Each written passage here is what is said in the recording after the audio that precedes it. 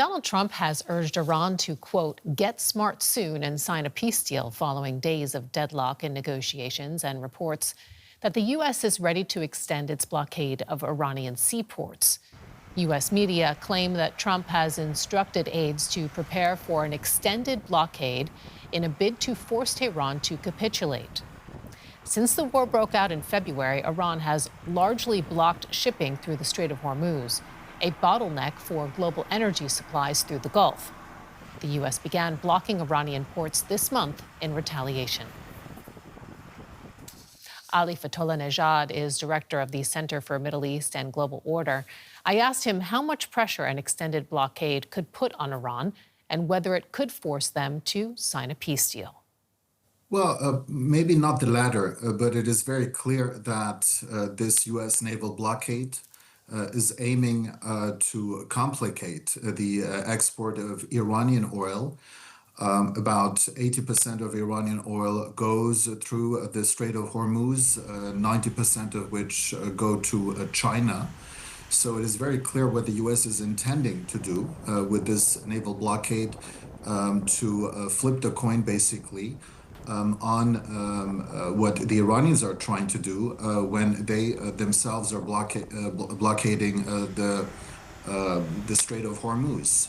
Now, in Iran, there are different factions, there are different views about the economic pain. There is one group that is seeing some kind of economic urgency because of the deep economic crisis that the country is facing, that is deepening because of the war, because of the internet shutdown that is also quite costly that the Iranian regime has imposed upon its own people.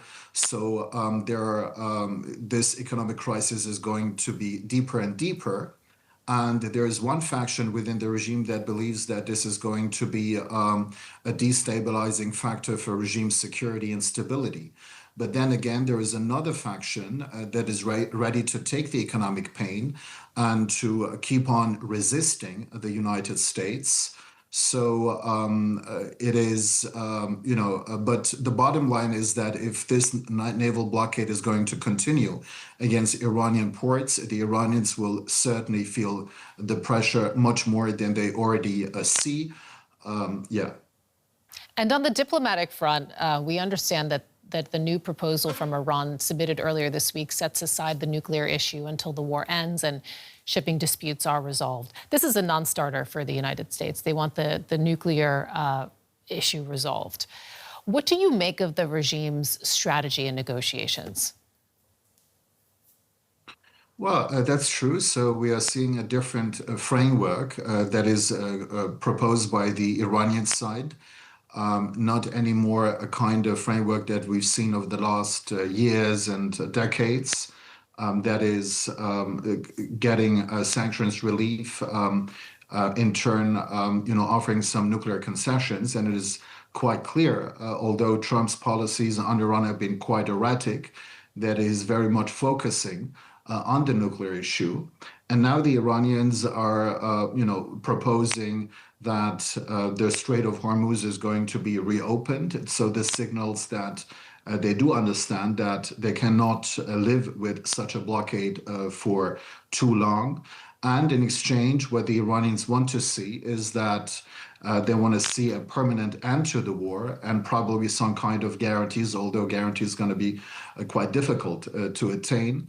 That said, we're not sure about the exact details of that framework, but we know that at least Trump is not satisfied from what he has received so far.